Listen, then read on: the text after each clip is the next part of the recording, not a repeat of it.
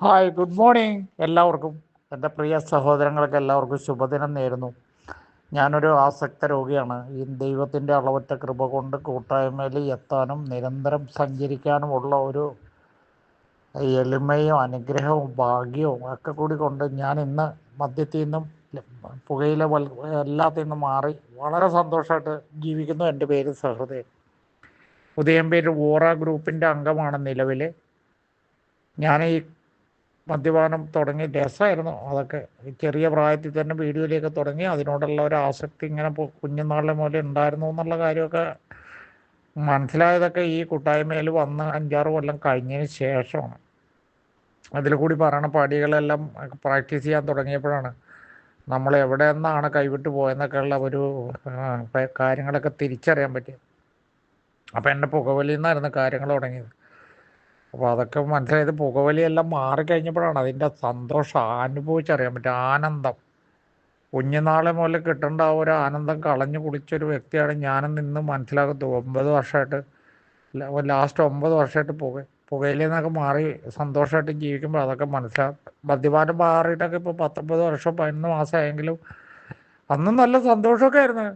വലിച്ചോണ്ട് നടന്നപ്പോഴും കുടിച്ചോണ്ട് നടന്നപ്പോഴും സന്തോഷത്തിൽ നിന്നും ഒരു കുഴപ്പമില്ല, ഒന്നുമില്ല, ഒരു പ്രശ്നമില്ല, നല്ല അങ്ങനെ ആസ്വദിച്ച് അങ്ങനെ പോകുമായിരുന്നു. പക്ഷേ എല്ലാ തരത്തിലുള്ള അനുഗ്രഹങ്ങളും എനിക്ക് കിട്ടിയിട്ടുണ്ടായിരുന്നു. നല്ല ജോലി കാര്യങ്ങൾ, എൻ്റെ സഹോദരങ്ങളും എൻ്റെ കുടുംബവും എല്ലാം നല്ലത് തന്നെയാണ്. എനിക്ക് ഒരു തരത്തിലും ബുദ്ധിമുട്ടുകളൊന്നും വന്നിട്ടില്ല. ബുദ്ധിമുട്ടുകളൊക്കെ വരുമ്പോൾ നമ്മളത് പരിഹരിക്കാനുള്ള വഴികളിൽ കൂടി അങ്ങ് പോകുമ്പോൾ ഒക്കെ നടന്നു കിട്ടിയിട്ടുണ്ട്. നടത്തിയെടുക്കാനുള്ള ഒരു കഴിവൊക്കെ ഉണ്ട്, നമ്മൾ സഹകരിച്ച് ചെയ്യും എന്നൊക്കെയാണ് ഇതെല്ലാം വിചാരിച്ചുകൊണ്ടിരുന്നത്. എല്ലാം ഭംഗിയായിട്ടെല്ലാം നടന്നിട്ടുണ്ട്. പല കാര്യങ്ങളും പലതരത്തിലുള്ള പ്രശ്നങ്ങൾ ഇന്ന് ആലോചിച്ച് നോക്കുമ്പോൾ എല്ലാം ദൈവമായിട്ട് ചെയ്ത് തന്ന് മുന്നിൽ നിന്ന് പ്രവർത്തിച്ചുകൊണ്ടിരുന്നതാണെന്നുള്ള തിരിച്ചറിവ് എനിക്ക് തന്നത് ഇങ്ങനെ ഒരു കൂട്ടായ്മയിൽ കൂടി സഞ്ചരിച്ചപ്പോൾ ഞാൻ അതുകൊണ്ട് തന്നെ നന്ദിയുള്ളവനാണ്. എല്ലാത്തിനോടും നന്ദിയുള്ളവനാണ്. അതിനുശേഷം വന്നതിന് ശേഷം എനിക്ക് പലതരത്തിലുള്ള അടികളൊക്കെ കിട്ടാൻ തുടങ്ങിയതാണ്. അപ്പോഴാണ് എനിക്ക് മനസ്സിലാകുന്നത് എൻ്റെ കർമ്മബലം മൂലമുണ്ടായ കാര്യങ്ങളാണെന്നൊക്കെ മനസ്സിലാൻ പറ്റിയ ആത്മീയമായ ലൈനിൽ കൂടി സഞ്ചരിച്ചതുകൊണ്ട്. അതുകൊണ്ട് എനിക്ക് വീണ്ടും തിരിച്ചു മദ്യത്തിലോട്ടൊന്നും പോകേണ്ടി വന്നില്ല. നിസ്സാര കാര്യങ്ങൾക്ക് മദ്യപിച്ചുകൊണ്ടിരുന്ന ഒരു വ്യക്തിയായിരുന്നു ഞാനെന്ന് തിരിച്ചറിഞ്ഞു. അപ്പോൾ അത് ഈ കൂട്ടായ്മയിൽ കൂടിയുള്ള 12 പടികളിലൂടെയുള്ള യാത്ര, സേവനം ചെയ്ത് മറ്റുള്ളവർക്കും കൂടി പ്രവർത്തിച്ചുകൊണ്ടിരുന്നതിൻ്റെ ഭാഗമായിട്ട് ദൈവത്തിൻ്റെ ഒരു ഉപകരണമായിട്ട് തന്നെ ഞാൻ പ്രവർത്തിച്ചുകൊണ്ടിരുന്നു നിസ്വാർത്ഥമായിട്ട്. അതൊക്കെ ഓർക്കുമ്പോൾ അതെ ദൈവത്തിനോട് എത്ര നന്ദി പറഞ്ഞാലും മതിയാവില്ല. അതിനുശേഷം എനിക്ക് ഒത്തിരി പ്രശ്നങ്ങൾ എനിക്ക് തന്നു എന്നുള്ളത്, മരണതുല്യമായിട്ടുള്ള കാര്യങ്ങളും ചങ്ക് പൊടിഞ്ഞു പോകുന്ന രീതിയിലുള്ള സഹോദരങ്ങളുടെ പെരുമാറ്റം ഒക്കെ ഉണ്ടായി. പക്ഷേ എനിക്ക് ഒരു പ്രശ്നം തോന്നാതെ കടന്നു പോകുന്ന എല്ലാ കാര്യങ്ങളും ഈ ആത്മീയതയിലുള്ള കാര്യങ്ങളാണ് എൻ്റെ ജീവിതത്തിൽ നടക്കണമെന്നുള്ള രീതിയിൽ എനിക്ക് അത് അനുഭവിച്ചറിയാൻ പറ്റി, മനസ്സിലാക്കാൻ പറ്റി. ഇതെല്ലാം കടന്നു പോകും എന്നുള്ള രീതിയിൽ ഇങ്ങനെ പോയിക്കൊണ്ടിരിക്കുന്നു. അപ്പം നിക്കോട്ടിൻ അനോണിമസ് എന്നുള്ള കൂട്ടായ്മ തുടങ്ങാനും ഒക്കെ പറ്റി ദൈവത്തിൻ്റെ അനുഗ്രഹം കൊണ്ട് കേരളത്തിൽ അതിനുള്ള ഒരു നിമിത്തമായി. ശ്രീമതി നിക്കോട്ടിൻ അനോണിമസ് ഇപ്പോൾ എറണാകുളത്ത് ഉദയംപേരൂർ 4 വർഷം കഴിഞ്ഞു. ഓൺലൈൻ മീറ്റിംഗ് തുടങ്ങിയിട്ട് ഇപ്പോൾ 5 വർഷം ആകാൻ പോകുന്നു. അതിലൂടെ എല്ലാം ഒത്തിരി ആൾക്കാർക്ക് ഈ സന്ദേശം എത്തിക്കാനും, അതായത് ആഗ്രഹം ഉണ്ടായിരുന്നവർക്ക് ഇതിൽ നിന്ന് മോചനം നേടാനും ഒക്കെയുള്ള ഒരു നിമിത്തമായി ദൈവം എന്നെ കൊണ്ട് പ്രവർത്തിപ്പിച്ചുകൊണ്ടിരിക്കുന്നു. ഇപ്പോഴും വളരെ സന്തോഷമുണ്ട്. ഇപ്പോൾ എൻ്റെ ഭൗതികമായ കാര്യങ്ങളാണെങ്കിലും വലിയ പ്രശ്നമില്ലാതെ പോകുന്നു. ഇനിയും 1-2 കാര്യങ്ങളൊക്കെ നടക്കാനുണ്ട് ജീവിതത്തിൽ. ഒന്ന് എൻ്റെ മരണം, ഒന്ന് എൻ്റെ മോളുടെ കല്യാണം, ഇങ്ങനെയുള്ള ചില കാര്യങ്ങൾ മാത്രമേ ഉള്ളൂ. ബാക്കിയൊക്കെ എല്ലാം സേഫായിട്ട് ഇങ്ങനെ പോയിക്കൊണ്ടിരിക്കുകയാണ്. ബാക്കിയെല്ലാം മനുഷ്യന് സംഭവിക്കാവുന്ന പോലെ സംഭവിക്കുക. എൻ്റെ വൈഫാണെങ്കിൽ സെൻട്രൽ സ്കൂൾ ടീച്ചറാണ്.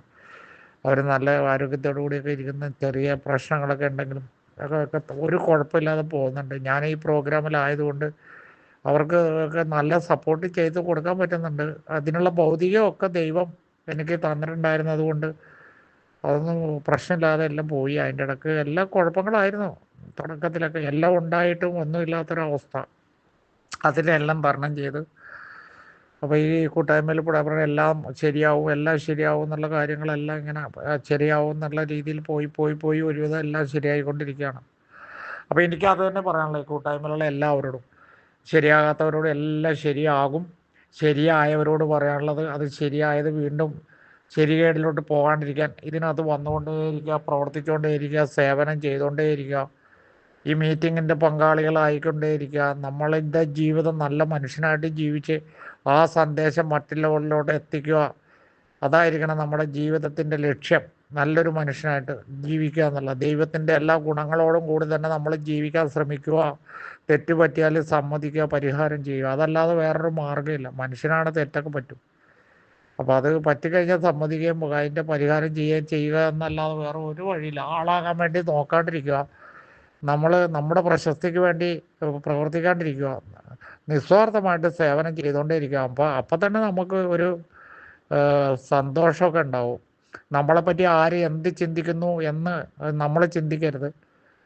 നമ്മളെപ്പറ്റി ഒന്ന് ചിന്തിക്കുക. നമ്മൾ ആരാണ്, എന്താണ്, എങ്ങനെയാണ് എന്നുള്ള കാര്യം നമ്മളിൽ അഹങ്കാരം കയറി വരുമ്പോൾ നമ്മൾ തന്നെ സ്വയം അടങ്ങുക.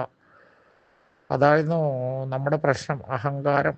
നമ്മളെന്തോ ഒരു വലിയ സംഭവമാണെന്ന് ഉള്ളിൽ എല്ലാവർക്കും ഉണ്ടാവും തോന്നൽ. ആ ഒരു തോന്നൽ അത് അത് എത്രത്തോളം കുറയ്ക്കാമോ അത്രത്തോളം സന്തോഷം നമുക്കുണ്ടാവും. നമ്മൾ വട്ടപൂജ, ഞാനൊക്കെ അതൊക്കെ മനസ്സിലാക്കിക്കൊണ്ടാണ് പോകുന്നത്. പക്ഷേ നമ്മളുടെ പ്രവൃത്തിയും വർത്താനവും എല്ലാം കേൾക്കുമ്പോൾ മറ്റുള്ളവർക്ക് തോന്നുന്നത് അത്രയ്ക്ക് അഹങ്കാരിയാണെന്ന് തോന്നിപ്പോവും. അപ്പോൾ നമ്മുടെ ബോഡി ലാംഗ്വേജും ഇത്രയും വർഷമായിട്ടുള്ള പെരുമാറ്റവും മനുഷ്യനെ ഇങ്ങനെയാക്കി മാറ്റിയെന്നുള്ള. പലരും വളരെ എളിമയോടുകൂടി അഭിനയിക്കുകയും അതൊക്കെ ചെയ്യും, അഭിനയം. പക്ഷെ നമ്മളൊക്കെ റിയൽ ആൾക്കാരാണ്. എങ്ങനെയാണോ അങ്ങനെ ആ രീതിയിൽ ജീവിച്ചതായതുകൊണ്ട് പേരുദോഷം കേട്ടു എന്നുള്ള, അഹങ്കാരി എന്നുള്ള രീതിയിലുള്ള. അതിപ്പോഴും കേട്ടോണ്ടിരിക്കുന്നുണ്ട്. ഈ കൂട്ടായ്മയിലായാലും ഒക്കെ കേൾക്കുന്നുണ്ട്. അതൊന്നും ഒരു വിഷയമല്ല. നമ്മളങ്ങനെ അല്ല എന്ന് നമ്മൾ സ്വയം തിരിച്ചറിയാം. നമ്മളെ കൊണ്ട് ആർക്കും ഒരു ഉപദ്രവം ഉണ്ടാകരുത്, വാക്കുകൊണ്ടോ പ്രവൃത്തി കൊണ്ടോ ഒന്നും ഉണ്ടാകരുത് എന്നുള്ള ആഗ്രഹത്തോടുകൂടി രാവിലെ പോകുന്ന എല്ലാവർക്കും അങ്ങനെ സാധിക്കട്ടെ എന്ന് മാത്രം പ്രാർത്ഥിച്ചുകൊണ്ട് നിർത്തുന്നു. നന്ദി, നമസ്കാരം.